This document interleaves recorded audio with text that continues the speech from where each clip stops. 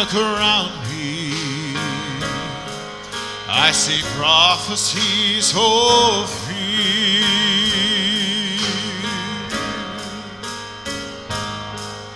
and signs of a time. They're appearing everywhere. I can almost hear the Father as He says, "Son, go get my children."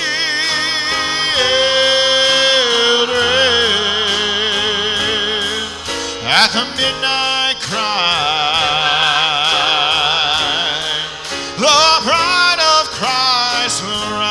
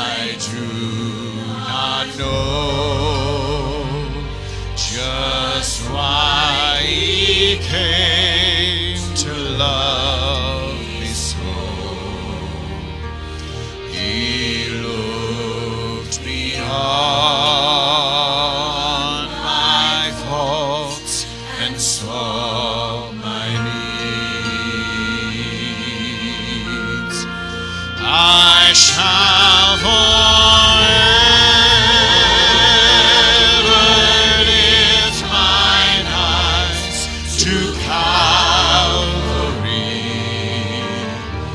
to view the cross where Jesus died for me. How marvelous of grace had caught my falling soul. He looked beyond my faults and saw my need.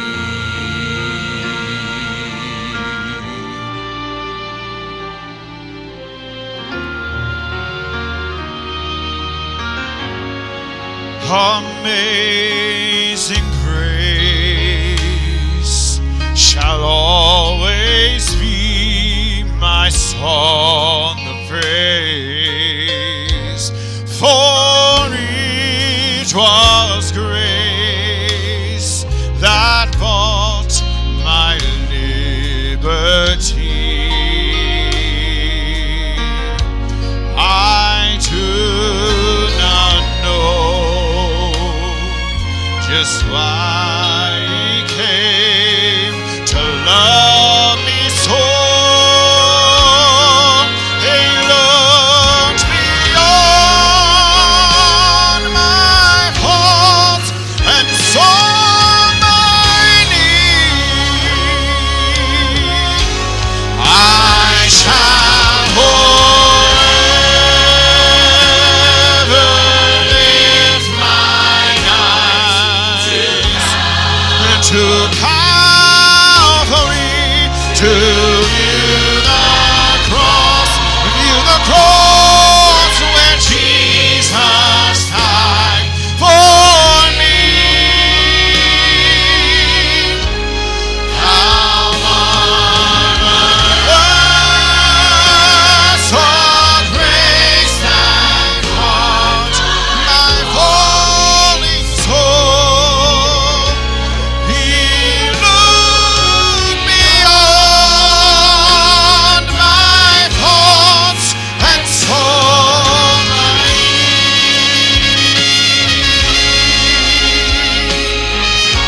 You know, when Dottie Rambo wrote this song in the 80s, she did not know she would write it for me, because as a sinner saved by grace, I can stand alone at the cross. How marvelous of grace hath caught my falling soul. He looked beyond my faults and saw my need. Amazing grace. Amazing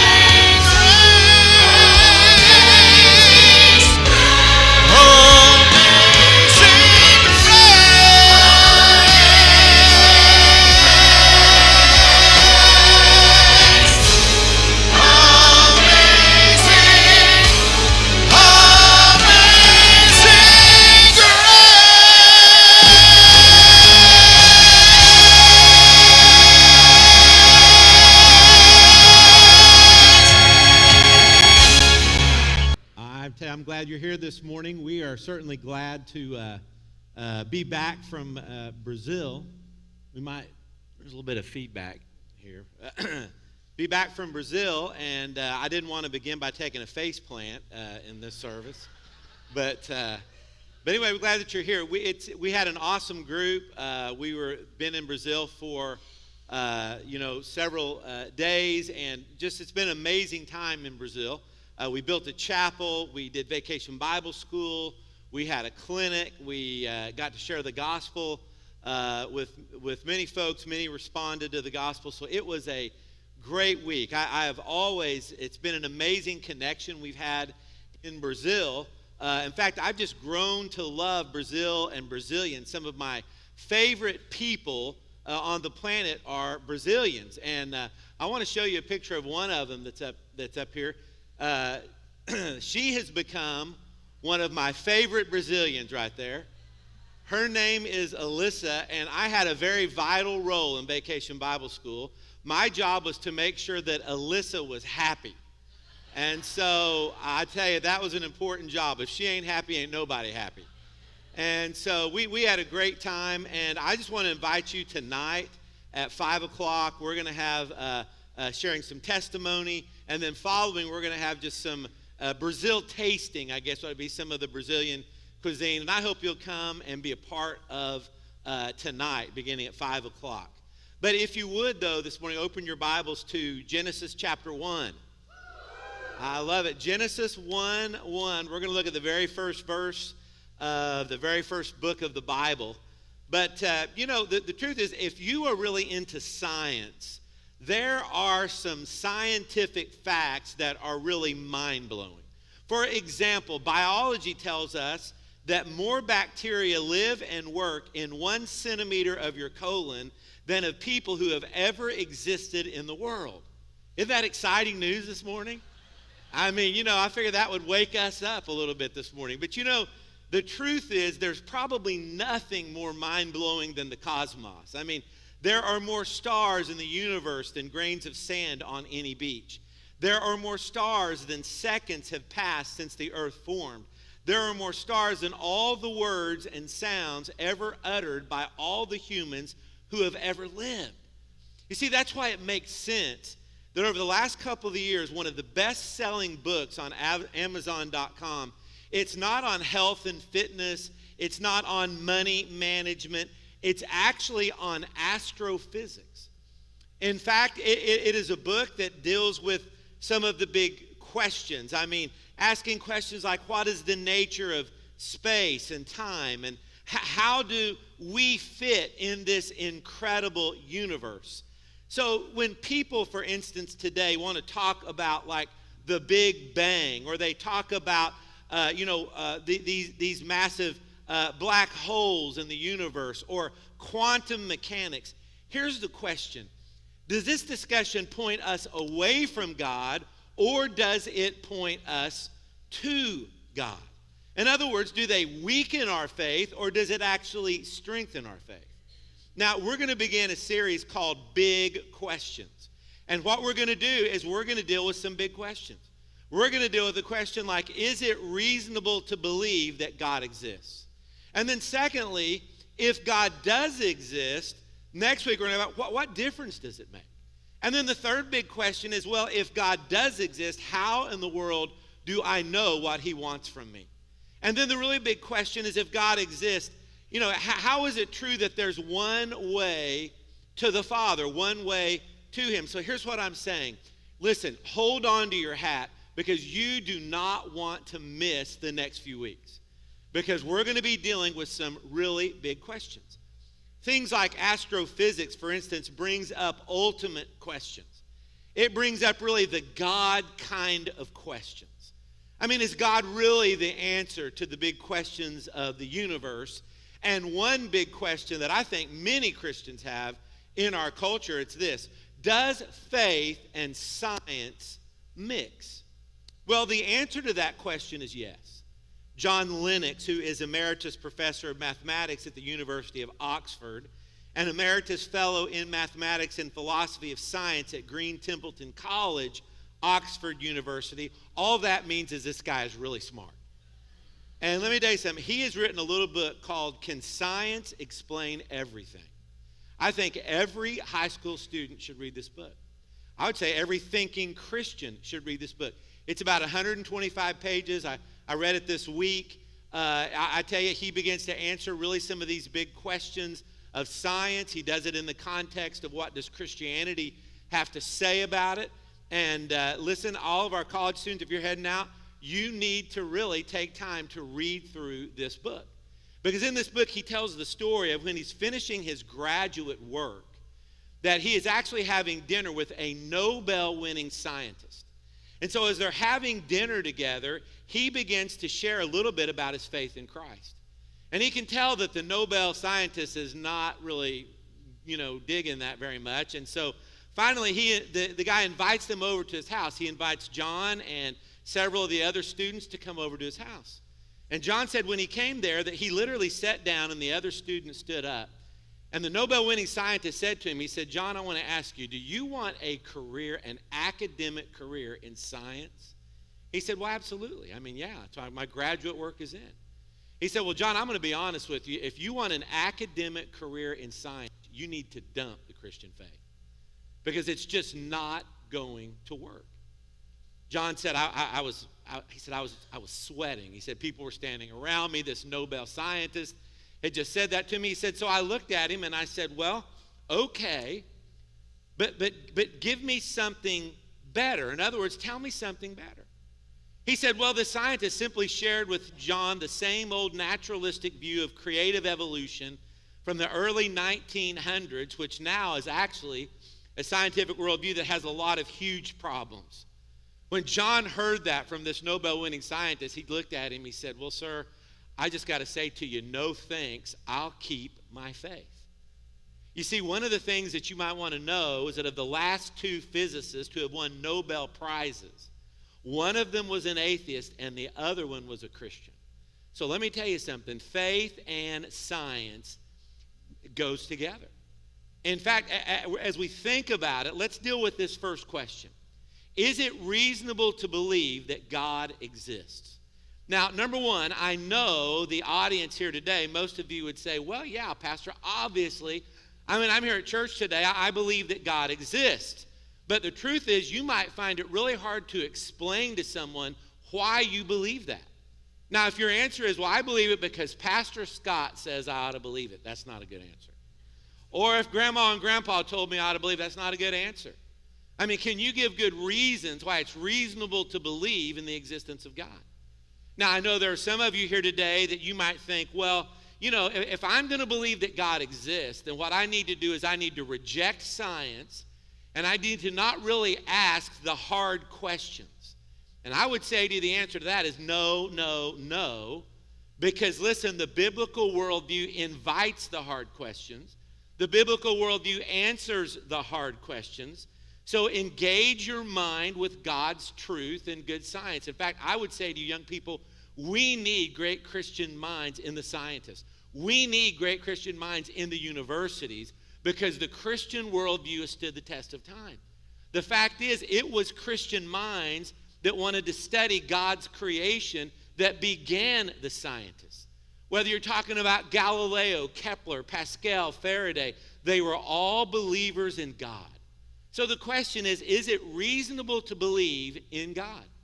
Now, what I would say to you is this: God cannot be proven, but there is evidence that demonstrates his existence beyond a reasonable doubt. In other words, you can't take God, put him in a test tube and say, well, if it comes out red, God exists, and if it comes out blue, well, then God doesn't exist. You cannot use the scientific method, which is based on what you taste, touch, see, hear, and feel.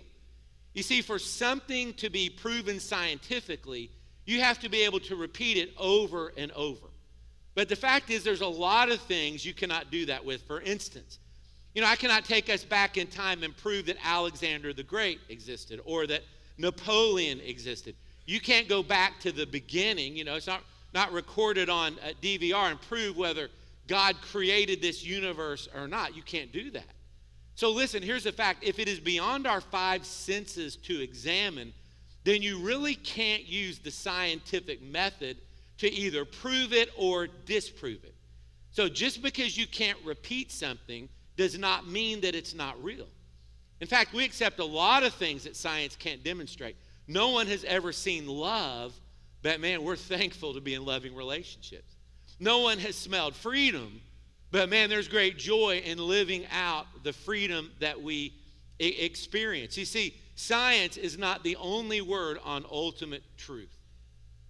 So God, in that sense of the word, cannot be proven, but what can be done is it can be shown, demonstrated beyond a reasonable doubt that God exists. In fact, when you look at Genesis chapter 1, I would argue that there's two really big headlines that come out of that chapter.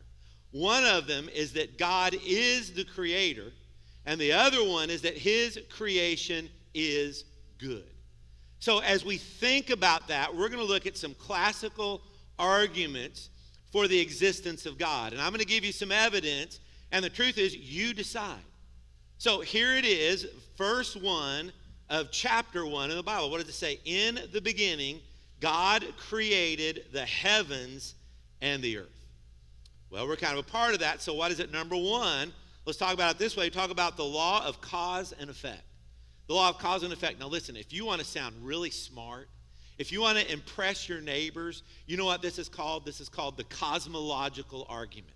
It sounds really intellectual to say that, doesn't it? I mean, this is what it's the cosmological argument. Well, what is it? That means that anything that has a beginning must have been caused by something. So this is an argument that asks the question, what is the reason for the world? In other words, you walk outside. You look up and you see the clouds in the sky, and you see the stars, and you see the trees, and you see all around us. And a very good question is, well, what caused all of this? Centuries ago, there was a theologian by the name of Thomas Aquinas who said there is a law of cause and effect, that every effect has a cause. Now, I don't know how many of you play dominoes? So maybe dominoes player. My parents used to love to play dominoes. I'm horrible at dominoes. You don't want me to be your partner. But I've learned my creative game of dominoes is this. You ever set them up and then create like cool shapes? I'd get all, and then the problem is it takes hours to do it, and you get about 10 seconds of real joy, But what happens is that you hit that one domino, they all go down. I mean, that's the way I play dominoes. Well, the fact of the matter is, the question of the universe is that, who caused it? In other words, who pushed it? Now, after the Enlightenment, for instance, there were many who scoffed at the idea of a creator. It just seemed absurd to them. So what they began to posit was, well, what they believe is then the universe, if there is no creator, the universe must have emerged from nothing. But the problem with that is that nothing producing nothing is neither logical nor reasonable, and it's not biblical. In fact, do you worry about things just popping into existence out of nothing? I mean, do you sit in your living room and think, I hope today an African elephant just doesn't appear in my living room? I mean, you don't worry about that because it's really unreasonable to believe that. So what most scientists began to posit then for centuries, well, the universe then must be eternal. Now, there's a lot of physics that says that just can't be true, but probably the biggest discovery that began to challenge the idea of an eternal universe was something called the Big Bang Theory. Now, I know when I say that, some of you think you're talking about a show on television. In the early service, that's it, Well, listen, we're not really talking about that. The Big Bang Theory is this. Is the theory that at one point in time, all matter was in this dense mass at temperatures of trillions of degrees, and a few billion years ago, there was this huge explosion. Out of this explosion came all of the matter that forms planets and stars in the universe. Because of time and chance, out of chaos came order that we see today. Now, Edwin Hubble discovered this, and he showed that the universe appears to be uniformly expanding in all directions. In fact, the truth is, Einstein mathematically began to see that is a reality in what he called the general theory of relativity. And the truth is, he fudged the math because he didn't want to say that the universe had a beginning at one point in time. But when Hubble began to have that, it became this widely accepted scientific belief in the scientific world. On April 24th, 1992, the Cosmic Background Explorer satellite, better known as COBE, gave stunning confirmation of the Big Bang Theory. In fact, it did so by largely investigating the cosmic microwave background radiation of the universe. Now, in fact, I had heard that Carl Sagan was on a talk show, and was one time he was asked, he said, well, listen, does the Big Bang Theory finally disprove God? Does it move God out of the equation? His answer was interesting. He said, the fact of the matter is the Big Bang Theory is the greatest evidence for the existence of God, or at least an intelligent designer, that has come down the scientific pipe. Why? Because we have to answer who caused the bang. I mean, who caused it? In other words, if God spoke the world into existence, that had to be a cataclysmic event.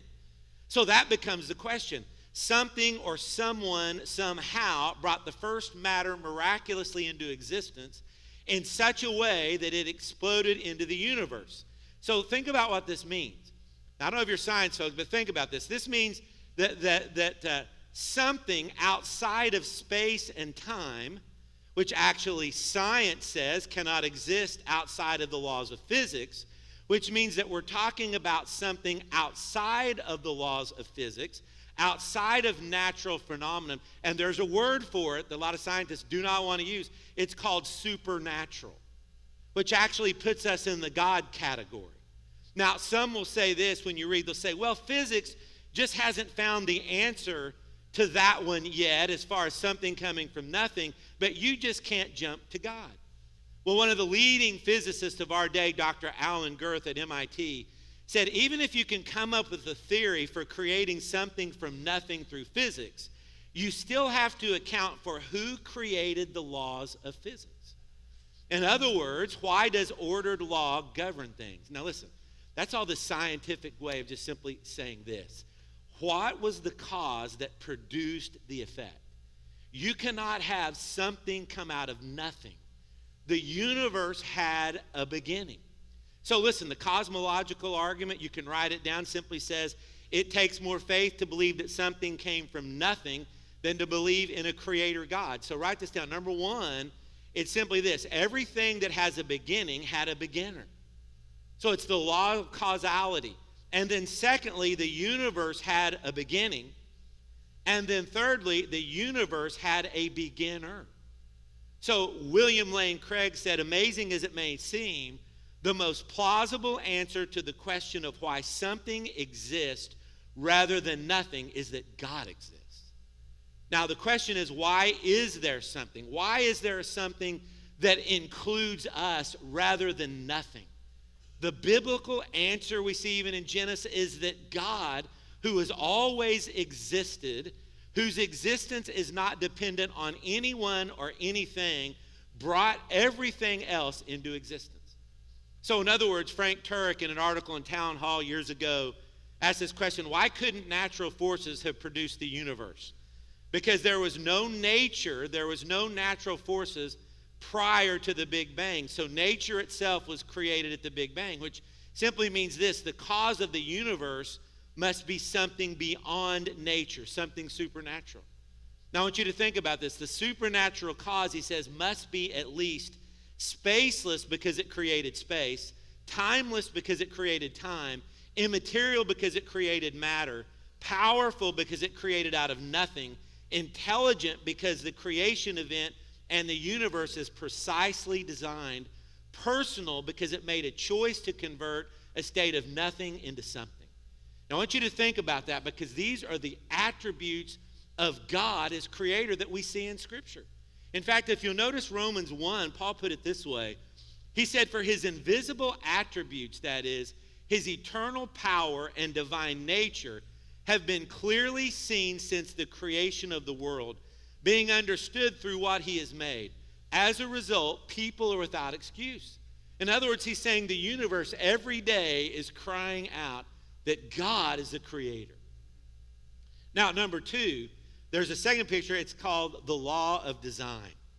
In other words, not only is God the creator, but creation is good. Now, if you want to sound super smart, you know what they call the law of design? It's called the teleological argument.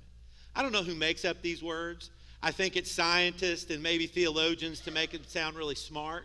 But it is a teleological argument. In other words, it's the idea that not only God created, but the second idea is that it was good and it was very good. In fact, you find that in Genesis chapter 1, verse 3, verses 9 and 10, 16 through 18, verse 25. And notice how the chapter ends, verse 31.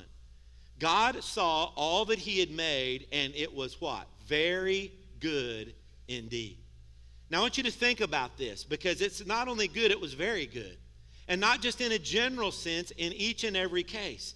Now listen, it was good because it was good for the crown of creation, which is humankind. It was good because it was good for human life. It was good because God created this universe for us to live. Now, you might say, well, what would this have to do with science? The answer is really everything. Because what we're learning even from astrophysics is that everything about the universe, whether it's the Milky Way, our solar system, our planet, is good. It is very good. In fact, it is miraculously good for the existence of human life. So the picture is, it's simply this, and this is the thinking. All design implies a designer. So if you have a watch, I have this watch right here. You see this watch, it implies what? There is a watchmaker, right? If you see a building, you have to say, well, there must be an architect for that building. If you see a painting, it obviously implies a painter.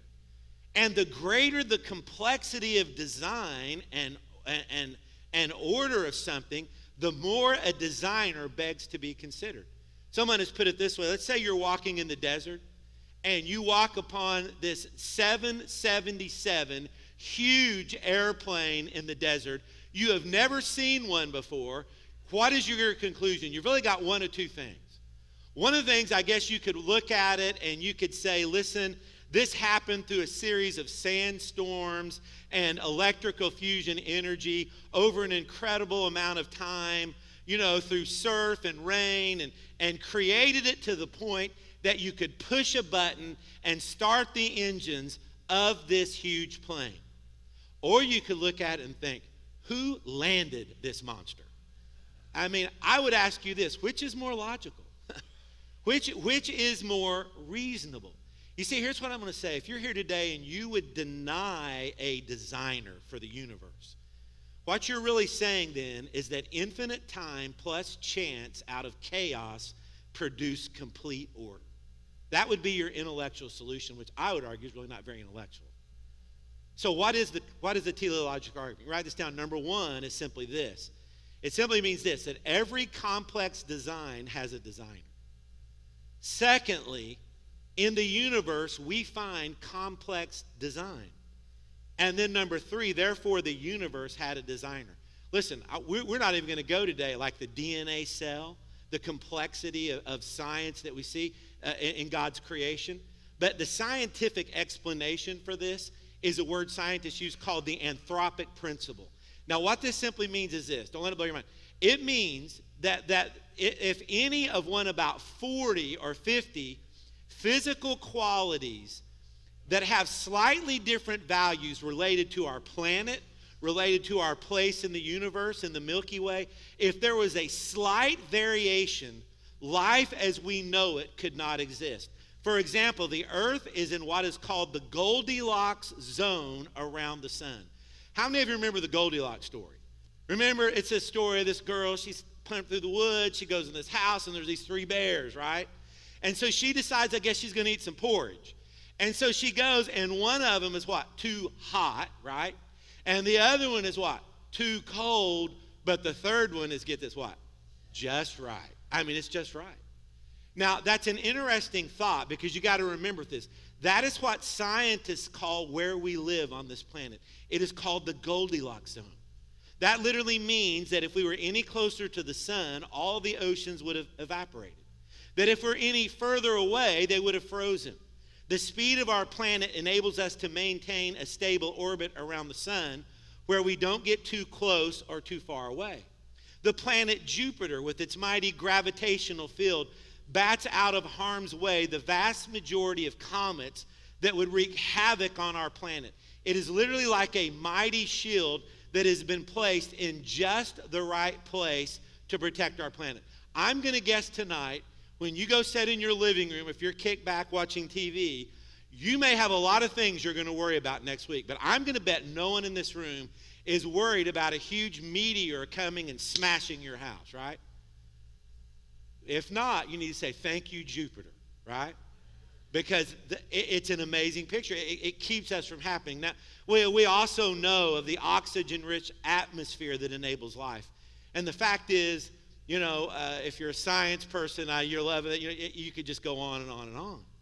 Stephen Hawking, arguably the most brilliant physicist since Einstein, reflected on the design of the universe and said, it would be very difficult to explain why we are in the place that we are as a planet, except as the act of a God who intended to create human beings like us. Now, the psalmist put it this way in Psalm 19. He said, "The heavens declare the glory of God. The expanse proclaims the work of his hands. Day after day they pour out speech. Night after night they communicate knowledge. There is no speech. There are no words. Their voice is not heard. Their message has gone out to the whole earth, and their words to the ends of the world. In the heavens he has pitched a tent for the sun." In other words, God has revealed himself in creation. Now, I don't want to stop there before we finish as we close. Because, you might say, okay, Pastor, I get that. I mean, God is out there. He is the creator. God is the designer. But he's kind of a God who's just out there. He's kind of set things in motion. Now, that is called deism. And some people believe, well, God's just deistic. He's not really engaged with us, but he's created all this stuff. That's not the biblical picture of God. In fact, the biblical picture of God is something called theism. And that is that God is not only this infinite creator, but God is very personal. In other words, he cares about you and he cares about me. So I want you to write this down. Here's what we know about God, that God is great and good. God is great and good. He cares about you. The creator of the universe, who has always existed, who is infinitely holy. He is sinless, and he created us for relationship with him. But one of the things we know, to have a real love relationship, he gave us free will, so that his creation, we would freely love the creator. Now, we know from Genesis 3 how this worked out. Adam and Eve, what did they do? They rebelled against God. They sinned, and the Bible says sin entered the world. Now, listen, if you don't buy that, and I've said this many times, listen, sin entered the world, and if you're paying attention, you see it. Why? Because number one, we live in a broken world. I don't know how you can see the news at all and say, man, there's something broken about the world that we live in. But listen, we can be more personal. The truth is, I think if every one of us are honest, we know that there's brokenness in our own lives. We know we don't have it together. Some of you, if you're honest, you'd say, Pastor, the truth is, my marriage feels broken. My relationship with my kids, it is just broken. Some of you are holding on to bitterness and unforgiveness, and the collateral damage in your life is shattering, and there's brokenness all around. Some of you are battling an addiction that you think, man, I just can't get past it. Maybe there's a health battle. And the fact is, we live in this world of brokenness. And if we could fix our problems, we would. In fact, I heard a lady, she sells books as a Christian author, and I'm not going to say her name because I don't really know all the context, but she was speaking to these women, and they look like young moms and professional women and just a lot of different women. And what she was saying was interesting. It was this old mantra she was saying to the ladies, you are enough. So you are enough. Whatever you're facing, listen, ladies, you are enough. And I thought to myself, that's a whole lot of pressure to put on anybody. You're enough. I mean, you can solve all your problems. And I began to think the truth is, Scripture says the opposite of that. Scripture says you and I absolutely, most definitely are not enough. If we could solve all our problems, we would have. In fact, we are so desperately not enough, it would be impossible for me this morning to overstate our not enoughness. But actually, that's the good news. Because God knows that we're not enough. God knows that we're sinners and we need a Savior. And he sent his son Jesus, who is more than enough. Listen, God cares about you personally. In fact, notice what it says here. In the beginning was the Word, and the Word was with God, and the Word was God, and he was with God in the beginning. All things were created through him, and apart from him, not one thing was created that has been created. So God that was at creation, notice what happened. The Word became flesh and dwelt among us. God arrived in the person of Jesus Christ. He wants to reach down to you in your brokenness. While we were yet sinners, Christ died for us. He was born of a virgin. He lived a sinless life. He literally took your sins and my sins upon himself. He died on a Roman cross, was placed in a tomb, and rose from the dead. He ascended to be with the Father. One day he's coming again. Today, if you will admit to him, yes, I am not enough. Yes, I bring to you my brokenness. I turn from my sin. I place my trust in you. I will follow you. He will give you real life today and the certainty of eternal life with him. Listen, I want to tell you, even Genesis 1 points us not only to an infinite God, but it reminds us that we have a very personal God who wants to touch your life today, and it's only through Christ. I'm going to say every head to be bowed and every eye closed. Maybe this morning you're here. There's never been a time in your life that you've met Christ. We invite you this morning to make a decision to trust Christ as your Savior. Maybe this morning as a believer, you know you're away from him. Listen, God loves you. He invites you back. He specializes in restoration.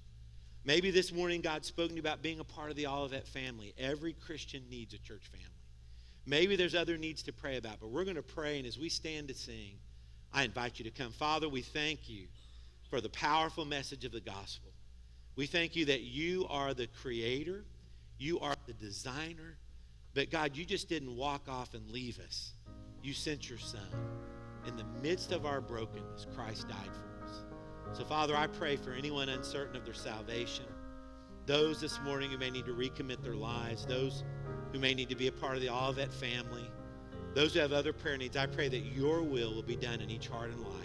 For it's in Jesus' name that we pray.